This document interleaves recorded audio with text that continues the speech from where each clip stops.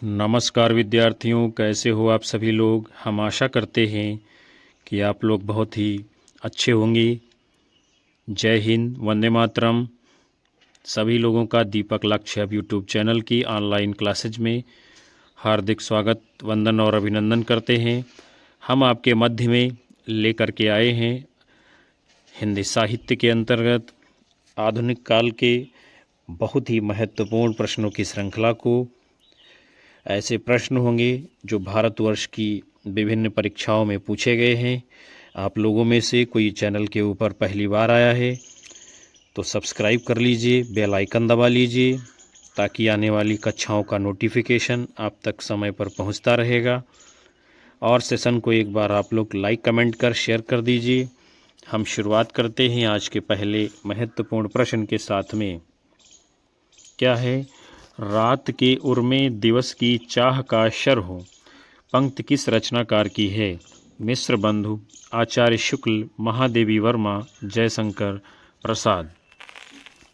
रात के उर्मे दिवस की चाह का शर हो, ये पंक्ति किसकी है आपको बताना है, अपना उत्तर करना है सभी लोगों को।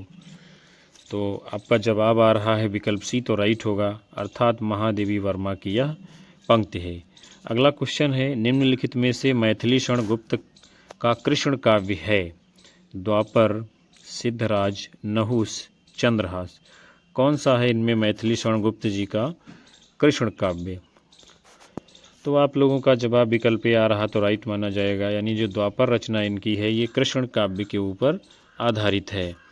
अगला क्वेश्चन आपके सामने है, गीत फरोश की रचना है, यानी किसकी है? भवानी प्रसाद मिश्र, मुक्तिबोध, केदारनाथ अग्रवाल, भगवती चरण वर्मा। किसकी रचना है गीत फरोश? तो आपका उत्तर क्या माना जाएगा इस क्वेश्चन के लिए? विकल्प ए जवाब आ रहा है तो उत्तर ठीक होगा, यानी भवानी प्रसाद मिश्र की रचना है गीत फरोश। अगला क्वेश्चन है, निम्नलिखित में से कौन सी एक रचना ब्रज भाषा में है?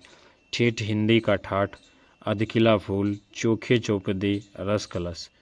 कौन सी रचना इनमें से ब्रज भाषा में है? तो आप लोगों का जवाब विकल्प डी आ रहा है तो ठीक होगा, रस कलश ये रचना है, ब्रजभाषा में है।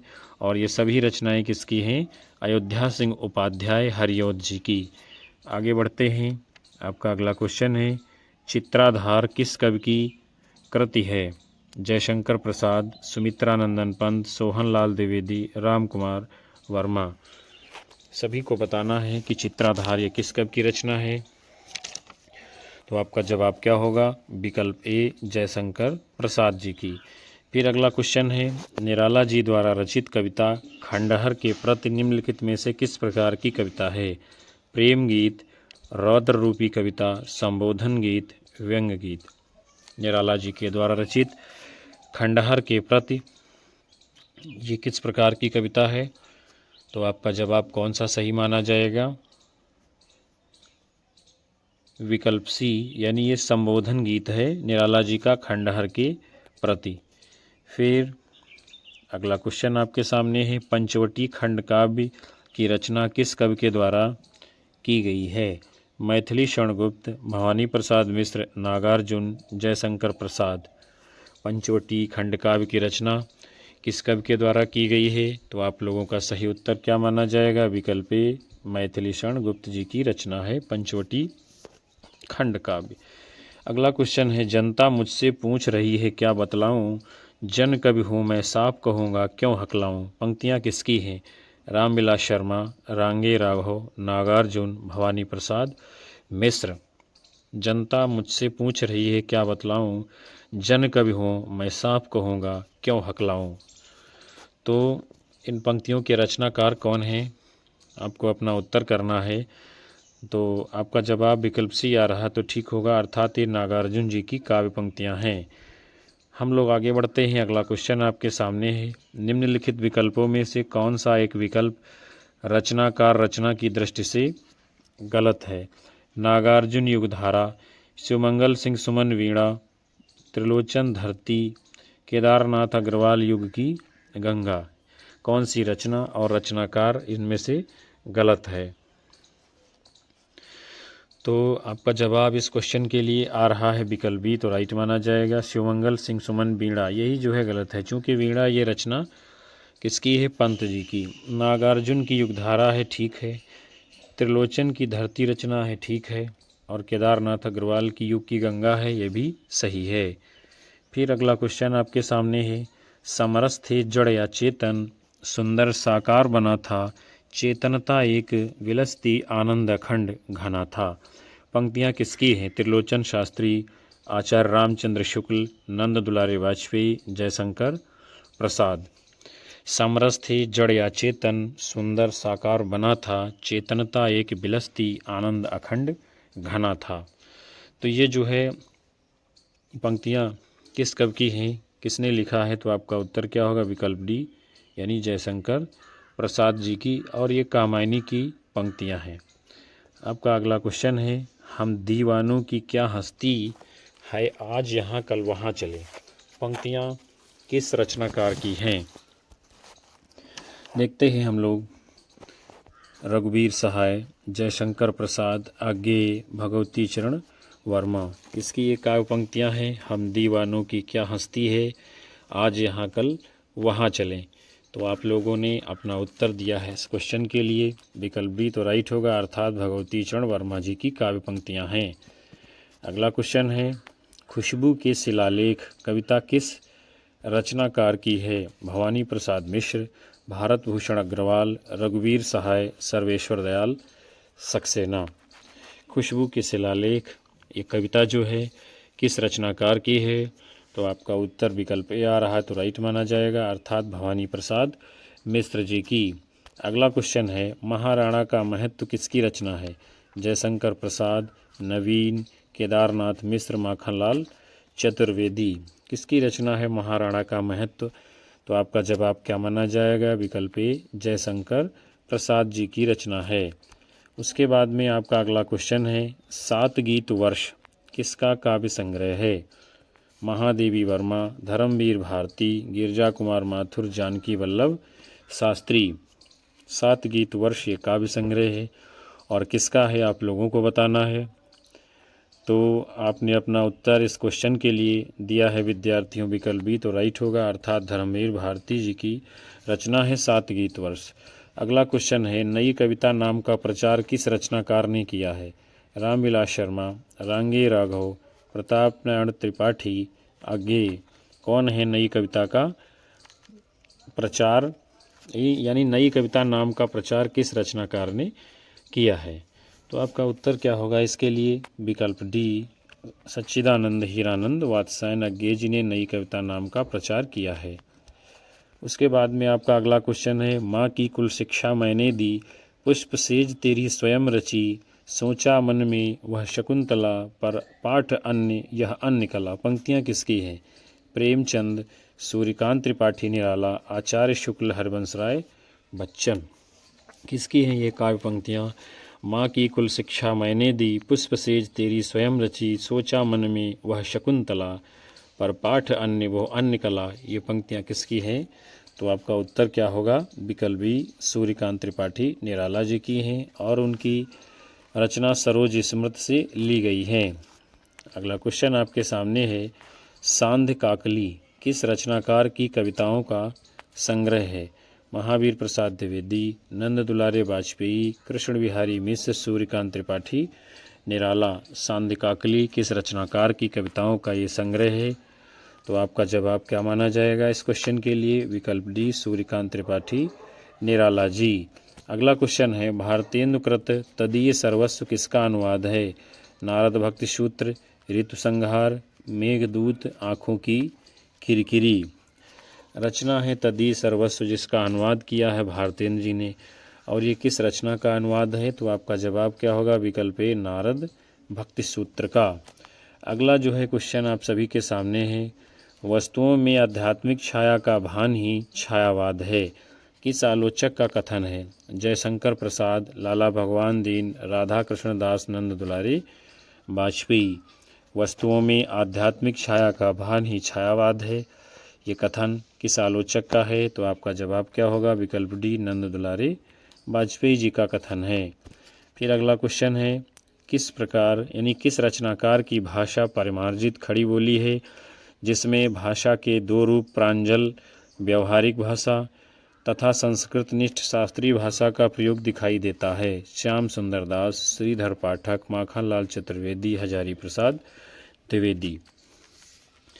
किस रचनाकार की भाषा परिमार्जित खड़ी बोली है, जिसमें भाषा के दो रूप प्रांजल व्यवहारिक भाषा संस्कृतनिष्ठ शास्त्रीय भाषा का प्रयोग दिखाई देता है। तो आपका राइट आंसर क्या माना जाएगा? विकल्प डी, हजारी प्रसाद द्विवेदी जी।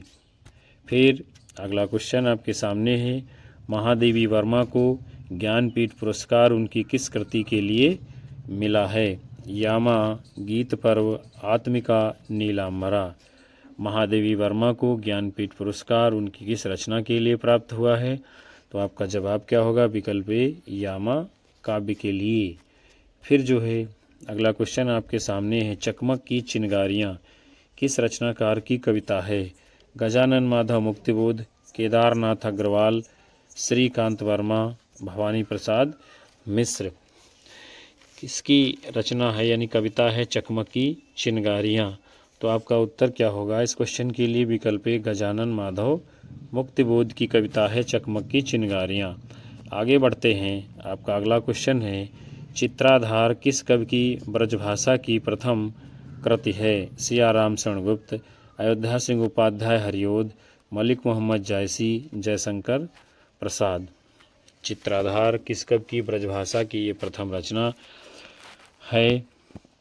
तो आप लोगों का सही उत्तर आ रहा विकल्प डी, तो राइट होगा, अर्थात जयशंकर प्रसाद जी की रचना है चित्राधार।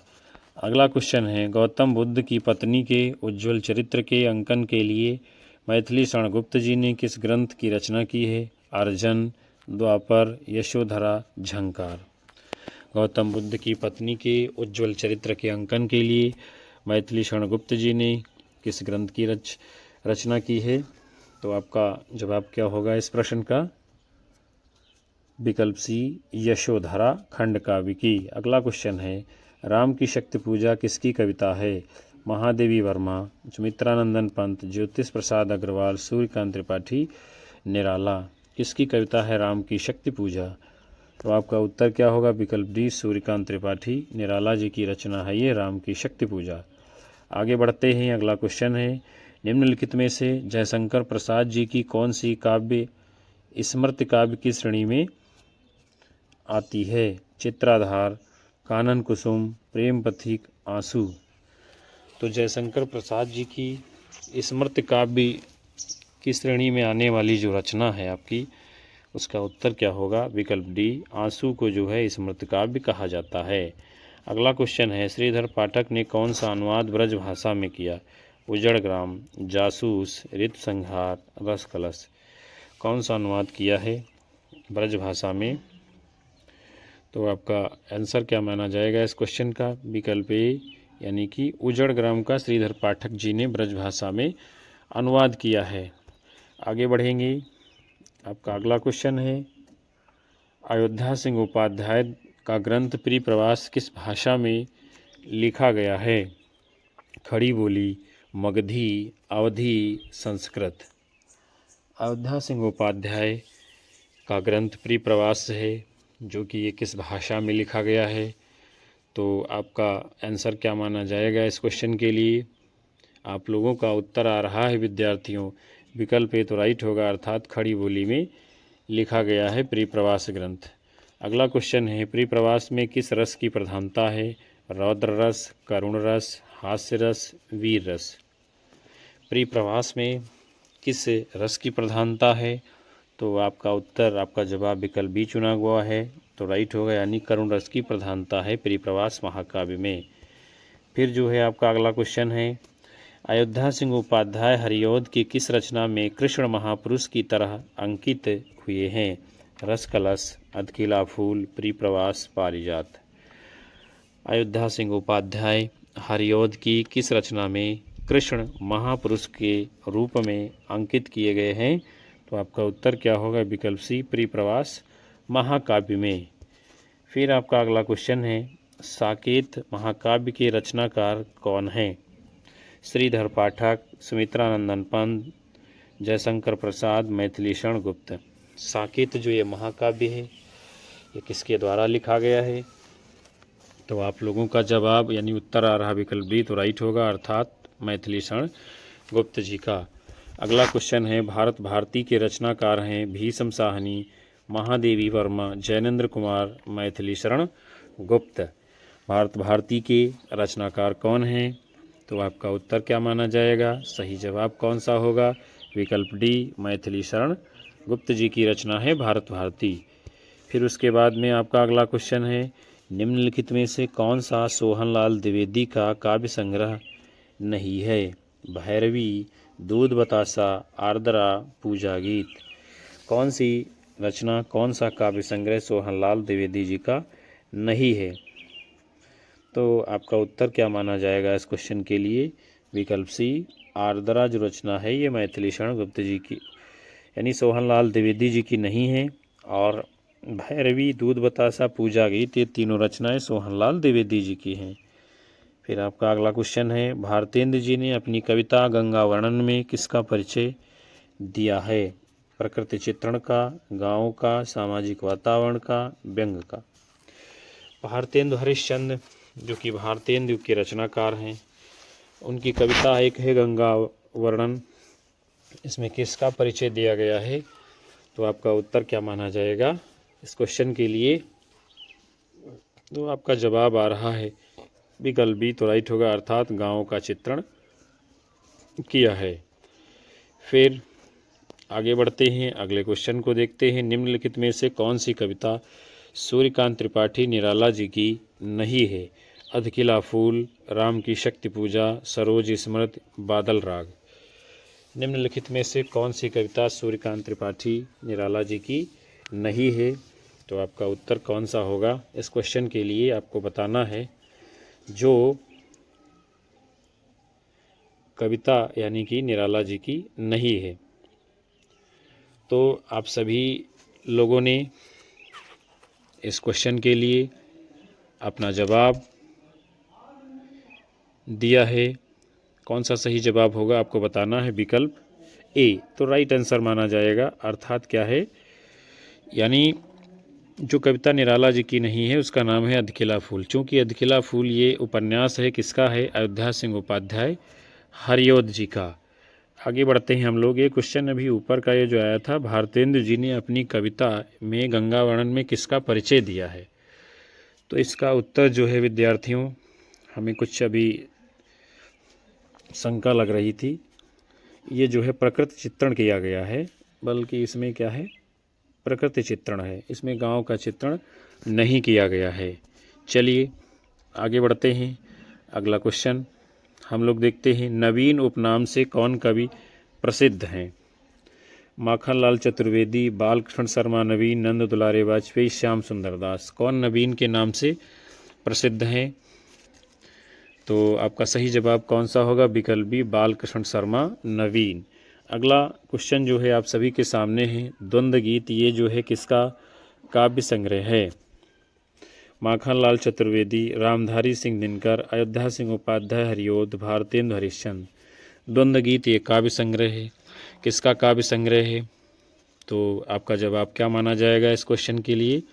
बताना है आप लोगों को, अपना उत्तर करना है। राइट जवाब क्या होगा? विकल्प बी, रामधारी सिंह दिनकर की रचना है द्वंद्व गीत। उसके बाद में आपका अगला क्वेश्चन है, वीणा, उच्छ्वास और ग्रंथ जैसी कोमल कांत पदावली और माधुर्य गुण से परिपूर्ण रचनाएं किस कवि की हैं? देखते हैं। सुमित्रानंदन पंत, जयशंकर प्रसाद, केदारनाथ सिंह सेनापति। वीणा, उच्छ्वास और ग्रंथ जैसी कोमल कांत पदावली तथा माधुर्य गुण से परिपूर्ण ये रचनाएं किसकी हैं? तो आपका उत्तर विकल्प ए आ रहा तो ठीक होगा, अर्थात सुमित्रानंदन पंत जी की। अगला क्वेश्चन आपके सामने है, किस रचनाकार ने अपना जन्मदिन बसंत पंचमी के दिन मनाना घोषित किया? सुमित्रानंदन पंत, सूर्यकांत त्रिपाठी निराला, केदारनाथ सिंह सेनापति। कौन ऐसा रचनाकार है इनमें से जो अपना जन्मदिन बसंत पंचमी के दिन मनाना घोषित करता है? तो आपका उत्तर क्या होगा? विकल्प बी, सूर्यकांत त्रिपाठी निराला जी। आगे बढ़ेंगे। आपका अगला क्वेश्चन है, वह इष्ट देव के मंदिर की पूजा सी, वह दीप शिखा सी शांत भाव में लीन, वह टूटे तारों की छूटी लता सी दीन, दलित भारत की विधवा है। किस कवि की पंक्तियां हैं? सुमित्रानंदन पंत, जयशंकर प्रसाद, रामधारी सिंह दिनकर, सूर्यकांत त्रिपाठी, निराला। तो ये काव्य पंक्तियां किसकी हैं? आपका जवाब है विकल्प डी, यानी सूर्यकांत त्रिपाठी निराला जी लिखते हैं, वह इष्ट देव के मंदिर की पूजा सी, वह दीप शिखा सी शांत भाव में लीन, वह टूटे तारों की छूटी लता सी दीन, दलित भारत की विधवा है। अगला क्वेश्चन आपके सामने है, नीहार तथा रश्मि काव्य संग्रह किस रचनाकार के हैं? सुभद्रा कुमारी चौहान, सिया राम शरण गुप्त, महादेवी वर्मा, सोहनलाल द्विवेदी। निहार और रश्मि ये दोनों काव्य संग्रह किसके हैं? तो आपका जवाब विकल्प सी आ रहा तो ठीक होगा, अर्थात महादेवी वर्मा जी की। अगला क्वेश्चन आपका है, जापानी लोक कथा पर आधारित कविता है, निशा निमंत्रण, झरना, असाध्य वीणा, अभिशाप। जापानी लोक कथा के ऊपर आधारित कविता इनमें से कौन सी है? तो आप सभी ने अपना उत्तर दिया है विकल्प सी, तो जवाब बिल्कुल ठीक माना जाएगा, असाध्य वीणा, जो कि अज्ञेय जी की रचना है। अगला क्वेश्चन है, मंजीर काव्य संग्रह के रचयिता हैं शंभुनाथ सिंह, गिरजा कुमार माथुर, भवानी प्रसाद मिश्र, भारतेंदु हरिश्चंद्र। मंजीर ये जो है काव्य संग्रह है, और किसका काव्य संग्रह है? तो आपका उत्तर क्या होगा? विकल्प बी, गिरजा कुमार माथुर जी का। फिर अगला क्वेश्चन है, सुमित्रानंदन पंत का काव्य संग्रह पल्लव कब प्रकाशित होता है? 1940, 1930, 1928, 1938। रचना है पल्लव है किसकी? पंत जी की है। और इसका प्रकाशन कब होता है? तो आपके द्वारा दिया गया उत्तर विकल्प सी आ रहा तो राइट होगा, अर्थात 1928 ईस्वी में। फिर आपका अगला क्वेश्चन है, तुम्हें सौंपता हूँ किसकी काव्य रचना है? नागार्जुन, शमशेर, केदारनाथ अग्रवाल, त्रिलोचन। तुम्हें सौंपता हूँ ये काव्य रचना किसकी है? तो आप लोगों का उत्तर क्या माना जाएगा इस क्वेश्चन के लिए? विकल्प डी, यानी त्रिलोचन जी की रचना है तुम्हें सौंपता हूँ। फिर आप लोगों का अगला क्वेश्चन है, निम्नलिखित कृतियों को जो है उनके कालक्रम के अनुसार लगाना है। 4 विकल्प आप सभी के सामने हैं, इनमें से प्रकाशन वर्ष के अनुसार आप लोगों को बताना है सही क्रम कौन सा रहेगा।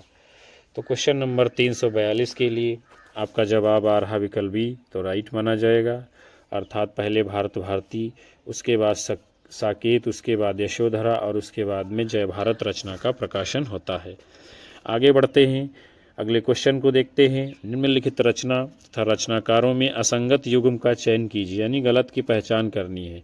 हे मेरी तुम इकबाल अग्रवाल, फूल नाम है एक त्रिलोचन, नीली रेखा तक भवानी प्रसाद मिश्र, लोग भूल गए हैं शमशेर बहादुर सिंह। इनमें से कौन सा जो है आपका गलत है, उसी गलत को आप लोगों को बताना है। तो इस प्रश्न के लिए आप लोगों का जो है जवाब दिया जा रहा है विकल्प डी, तो राइट होगा। लोग भूल गए हैं रचना शमशेर बहादुर सिंह की नहीं है, और हे मेरी तुम ये केदारनाथ अग्रवाल की है। फूल नाम है ये कि ये त्रिलोचन जी की है। नीली रेखा तक ये रचना भवानी प्रसाद मिश्र जी की है। उसके बाद में आपका अगला क्वेश्चन है, अंतःकरण की वृत्तियों के चित्र का नाम कविता है, ये काव्य लक्षण किसने प्रस्तुत किया? रामचंद्र शुक्ल, श्याम सुंदर दास, महावीर प्रसाद द्विवेदी, हजारी प्रसाद द्विवेदी। अंतःकरण की वृत्तियों के चित्र का नाम कविता है, ये काव्य का लक्षण किसका है? तो आपका जवाब सही आ रहा विकल्प सी, तो बिल्कुल ठीक होगा, यानी महावीर प्रसाद द्विवेदी जी कहते हैं कि अंतःकरण की वृत्तियों के चित्र का नाम कविता है। उसके बाद में आपका अगला क्वेश्चन है, हिंदी नई चाल में ढली सन 1873 ईस्वी में भारतेंद्र हरिश्चंद्र ने इसे किस पुस्तक में अंकित किया है? कालचक्र, विद्यासुंदर, नीलदेवी, भारत दुर्दशा। हिंदी नई चाल में ढली सन 1873 ईस्वी, तो भारतेंद्र की कौन सी पुस्तक में इसका विवरण मिलता है? विकल्प ए, कालचक्र उनकी रचना में। फिर अगला क्वेश्चन आपके सामने है, प्रगतिवाद आंदोलन के सैनिक रूप का उल्लेख किस साहित्यकार ने किया है? प्रेमचंद, मुक्तिबोध, अज्ञेय, नागार्जुन। प्रगतिवाद आंदोलन के सैनिक रूप का उल्लेख किस साहित्यकार ने किया है? तो आपका जवाब क्या माना जाएगा इस क्वेश्चन के लिए? आपका सही उत्तर आ रहा है विकल्प बी, तो राइट होगा। अर्थात गजानन माधव मुक्तिबोध प्रगतिवादी आंदोलन के सैनिक रूप का उल्लेख करने वाले साहित्यकार हैं। अगला क्वेश्चन है, निम्नलिखित में से भारतेंदु हरिश्चंद्र की रचना नहीं है? आषाढ़ माहात्म्य, अपवर्ग पंचक, भक्ति सर्वस्व, हिंदी भाषा। कौन सी रचना इनमें से नहीं है आपकी भारतेंदु हरिश्चंद्र जी की? तो आप लोगों का सही उत्तर क्या माना जाएगा इस क्वेश्चन के लिए? विकल्प ए, आषाढ़ माहात्म्य, ये रचना जो है भारतेंदु जी की नहीं है। अपवर्ग पंचक, भक्ति सर्वस्व, हिंदी भाषा, ये तीनों रचनाएं भारतेंदु जी की हैं। अगला क्वेश्चन आपके सामने है, वह उस शाखा का वन विहंग, उड़ गया मुक्त नभ निस्तरंग, पंक्तियाँ किस छायावादी कवि की हैं? जयशंकर प्रसाद, सुमित्रानंदन पंत, महादेवी वर्मा, सूर्यकांत त्रिपाठी, निराला। वह उस शाखा का वन विहंग, उड़ गया मुक्त नभ निस्तरंग, ये पंक्तियाँ किसकी हैं? तो आपका जवाब क्या होगा? विकल्प डी, सूर्यकांत त्रिपाठी, निराला जी की ये काव्य पंक्तियाँ हैं। उसके बाद में आपका अगला क्वेश्चन है, निम्नलिखित में से कौन सा काव्य संग्रह नरेंद्र शर्मा का नहीं है? कर्णफूल, शूलफूल, प्रवासी के गीत, अपराजिता। कौन सी रचना नहीं है इनमें से नरेंद्र शर्मा जी की? तो आपका उत्तर क्या माना जाएगा? इनमें से जो रचना रामेश्वर यानी नरेंद्र शर्मा जी की नहीं है, तो आपका उत्तर होगा विकल्प डी, अपराजिता। चूँकि अपराजिता ये जो रचना है ये रामेश्वर शुक्ल अंचल जी की है। कर्णफूल, शूलफूल, प्रवासी के गीत, ये सभी रचनाएं नरेंद्र शर्मा जी की हैं। उसके बाद में आपका अगला क्वेश्चन है, शुद्ध कला के पार की, कहते हैं उस पार की। पंक्ति के रचयिता हैं रामधारी सिंह दिनकर, नागार्जुन, रामविलास शर्मा, मुक्तिबोध। किसकी हैं ये काव्य पंक्तियाँ? तो आपका जवाब क्या होगा सही इस क्वेश्चन के लिए? यानी आपको बताना है आपका सही उत्तर क्या होगा। विकल्प सी, रामविलास शर्मा जी की पंक्तियाँ हैं, शुद्ध कला के पार की, कहते हैं उस पार की।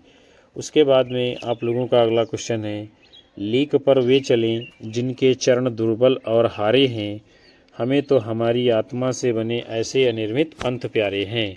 पंक्तियों के सृजेता हैं भारत भूषण अग्रवाल, सर्वेश्वर दयाल सक्सेना, चंद्रकांत देवताल्य, भवानी प्रसाद मिश्र।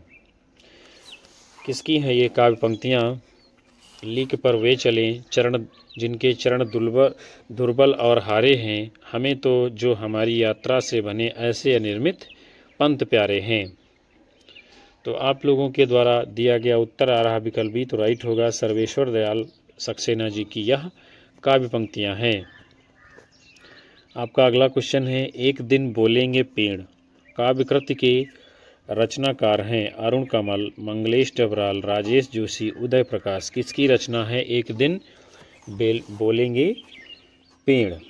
तो आपका राइट आंसर क्या माना जाएगा? विकल्प सी, राजेश जोशी जी की रचना है एक दिन बोलेंगे पेड़। आगे बढ़ते हैं, अगला क्वेश्चन आपके सामने है, नैनों की नीलम घाटी, जिस रस घन से छा जाती हो, वह कौन की जिससे अंतर की शीतलता ठंडक पाती हो। आप सभी को बताना है ये पंक्तियाँ किस सर्ग से ली गई हैं कामायनी के? लज्जा, वासना, श्रद्धा। तो उत्तर करना है आप लोगों को। नैनों की नीलम घाटी, जिस रस घन से छा जाती हो, वह कौंध की जिससे अंतर की शीतलता ठंडक पाती हो।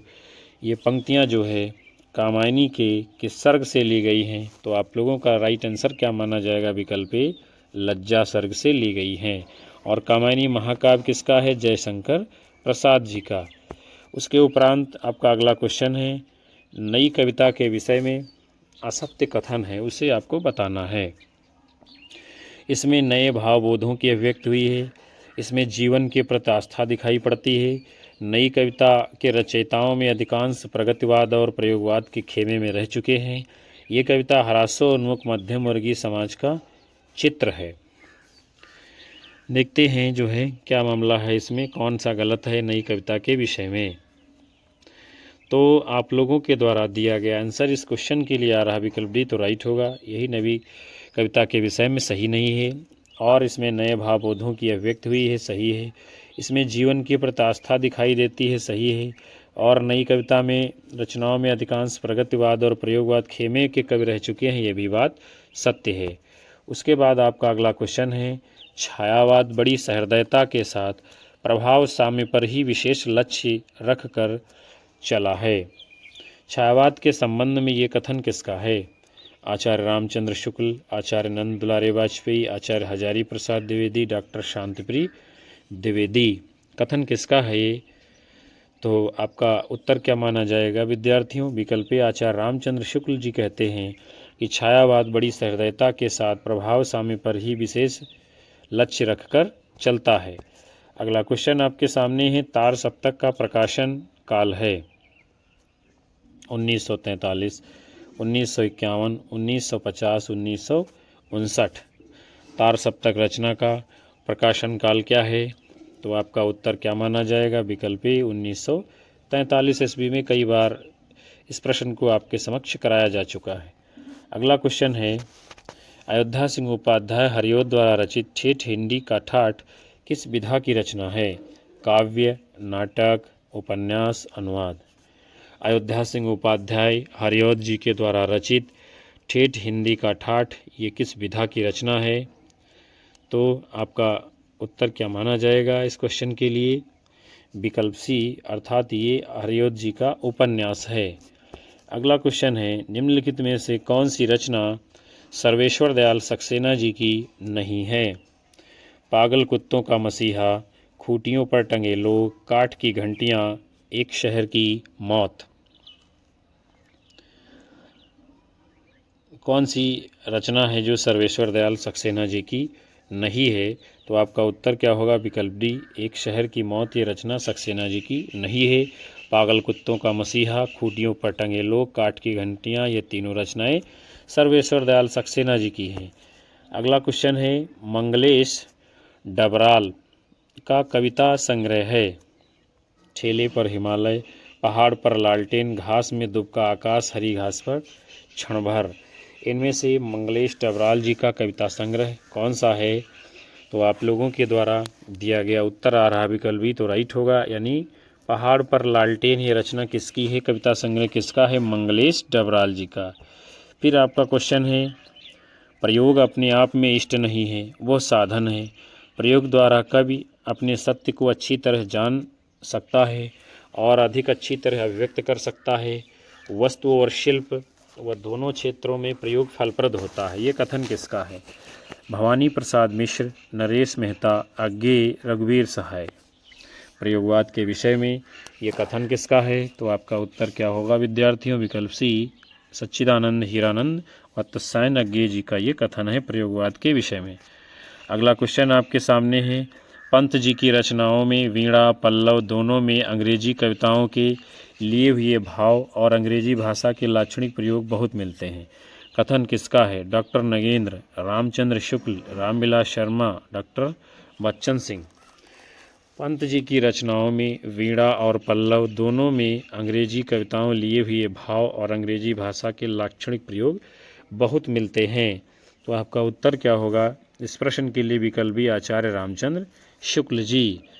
उसके बाद में आपका अगला क्वेश्चन है, एक दिन बोलेंगे पेड़ काव्य संग्रह के रचनाकार हैं राजेश जोशी, सौमित्र मोहन, शेखर जोशी, अरुण कमल। एक दिन बोलेंगे पेड़ काव्य संग्रह के रचनाकार कौन हैं? तो आप सभी ने अपना उत्तर दिया है, विकल्प ए तो राइट होगा, यानी राजेश जोशी जी की रचना है एक दिन बोलेंगे पेड़। फिर आपका क्वेश्चन है, आचार्य रामचंद्र शुक्ल के अनुसार छायावाद में प्राप्त होने वाली प्रतीक शैली पर किस साहित्य का प्रभाव है? अंग्रेजी, फ्रांसीसी, बंगला, फारसी। आचार्य रामचंद्र शुक्ल जी के अनुसार छायावाद में प्राप्त होने वाली प्रतीक शैली पर किस साहित्य का प्रभाव है? तो आपका जवाब क्या होगा? विकल्प बी फ्रांसीसी साहित्य का। अगले क्वेश्चन को देखते हैं, निम्नलिखित में से एक रचना राष्ट्रीय सांस्कृतिक धारा की नहीं है। हम विश्वाई जन्म के, सूत की माला, प्रभात फेरी, विसर्जन। आपको बताना है इनमें से कौन सी रचना राष्ट्रीय सांस्कृतिक धारा की नहीं है। तो आपका उत्तर क्या होगा? विकल्प सी प्रभात फेरी। और हम विश्वाई जन्म के, सूत की माला, विसर्जन ये तीनों रचनाएं राष्ट्रीय सांस्कृतिक धारा की हैं। अगला क्वेश्चन है हिंदी में मुक्त छंद के प्रवर्तक कवि हैं? अज्ञेय, निराला, मुक्तिबोध, धूमिल। कौन है हिंदी में मुक्त छंद के प्रवर्तक कवि? तो आपका आंसर क्या माना जाएगा, सही उत्तर क्या होगा? तो आपका जवाब विकल्प बी आ रहा तो ठीक माना जाएगा, सूर्यकांत त्रिपाठी। निराला जी ये मुक्त छंद के प्रवर्तक माने जाते हैं। अगला क्वेश्चन आपका है शैशव के सुंदर प्रभात का मैंने नव विकास देखा, यौवन की मादक लाली में यौवन का हुलास देखा। पंक्तियाँ किसके द्वारा लिखी गई हैं? हरिवंश राय बच्चन, भगवती चरण वर्मा, विद्यावती कोकिल, सुभद्रा कुमारी चौहान। तो आपका सही उत्तर क्या होगा इस क्वेश्चन के लिए, यानी ये काव्य पंक्तियाँ किसकी हैं? तो आप लोगों ने अपना उत्तर दिया है विकल्प डी, तो बिल्कुल राइट होगा। शैशव के सुंदर प्रभात का मैंने नव विकास देखा, यौवन की मादक लाली में यौवन का हुलास देखा। ये पंक्ति किसकी है? सुभद्रा कुमारी चौहान जी की। अगला क्वेश्चन है छायावाद का व्यक्ति स्वातंत्र्य अपनी सामंती मर्यादाओं के विरुद्ध बहुत बड़ा कदम था। छायावाद के विषय में किस आलोचक का कथन है? आचार्य रामचंद्र शुक्ल, नंद दुलारे वाजपेयी, डॉक्टर नामवर सिंह और डॉक्टर नगेंद्र जी। यानी किसका कथन है छायावाद के विषय में? छायावाद का व्यक्ति स्वातंत्र्य सामंती मर्यादाओं के विरुद्ध बहुत बड़ा कदम है। तो आप लोगों का सही जवाब क्या होगा? विकल्प सी, डॉक्टर नामवर सिंह जी का ये कथन है छायावाद के विषय में। अगले क्वेश्चन की ओर बढ़ते हैं। क्या है?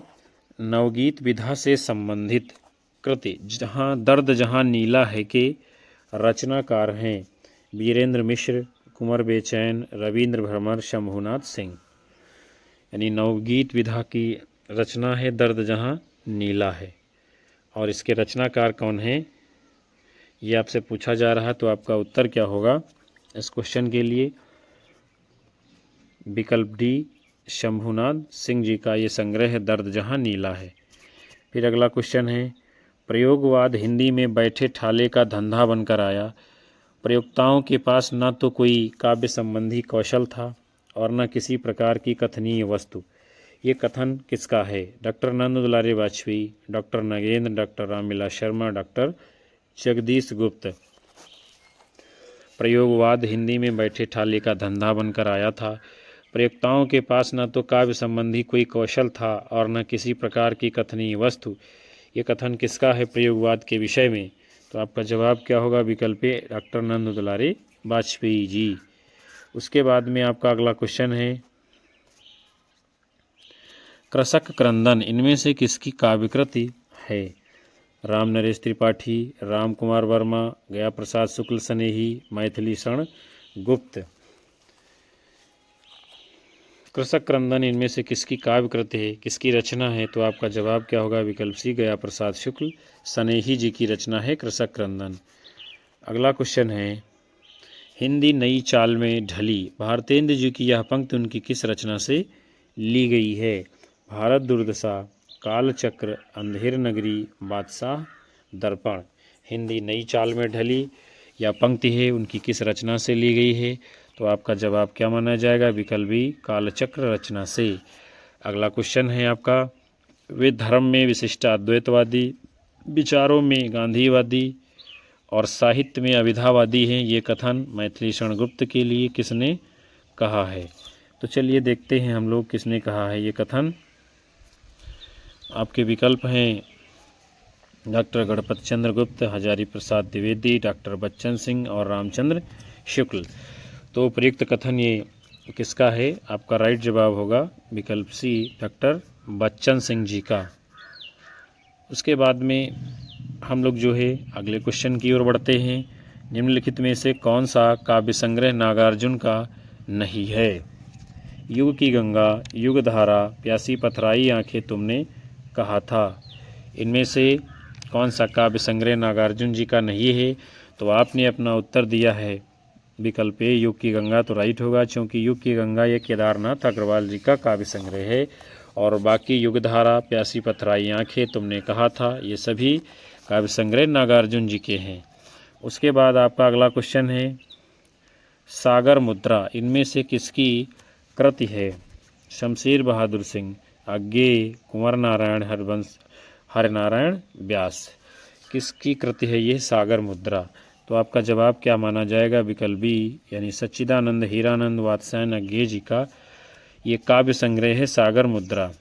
फिर हम लोग अगले क्वेश्चन को देखते हैं। क्या है प्रश्न आपका? तुम वहन कर सको जनमन में मेरे विचार, वाणी मेरी चाहिए तुम्हें क्या अलंकार। ये पंक्तियाँ सुमित्रानंदन पंत की किस कृत से ली गई हैं? युगांत, ग्राम्या, गुंजन, स्वर्णधूल। तुम वहन कर सको जनमन में मेरे विचार, वाणी मेरी चाहिए तुम्हें क्या अलंकार। ये पंक्तियाँ सुमित्रानंदन पंत जी की हैं और किस रचना से ली गई हैं? तो आप सभी का उत्तर आ रहा विकल्प बी, तो राइट होगा, यानी ग्राम्या रचना से ये काव्य पंक्तियाँ ली गई हैं। तो प्रिय विद्यार्थियों और साथियों, आज के इस महत्वपूर्ण सत्र को हम यहीं पर समाप्त कर रहे हैं, जिसके अंतर्गत आप सभी लोगों ने हिंदी साहित्य इतिहास पे आधुनिक काल के बहुत ही महत्वपूर्ण 100 प्रश्नों की मैराथन श्रृंखला को देखा जाना समझा। हमें उम्मीद है, आशा है कि ये सेशन आप सभी लोगों को पसंद आएगा और यहाँ से कई सारे प्रश्न आपकी आने वाली परीक्षाओं में बनेंगे, आपकी परीक्षा में महत्वपूर्ण भूमिका निभाएंगे। कक्षा को लाइक कर दीजिए सभी लोग और ज़्यादा से ज़्यादा अपने साथी मित्रों में शेयर करते रहिए। अपने दोस्तों को, साथी मित्रों को, सभी को हमारे चैनल से जुड़ते रहिए। आपका प्यार मिलता रहेगा और हम आपको लगातार कक्षाएं देते रहेंगे। और उन सभी विद्यार्थियों का भी हार्दिक धन्यवाद जो अंत तक कक्षा में बने रहे हैं। मिलते हैं आप सभी को पुनः से अगले सेशन में। तब तक के लिए नमस्कार, जय हिंद, वंदे मातरम, बाय बाय, शुभ रात्रि आप सभी लोगों को विद्यार्थियों।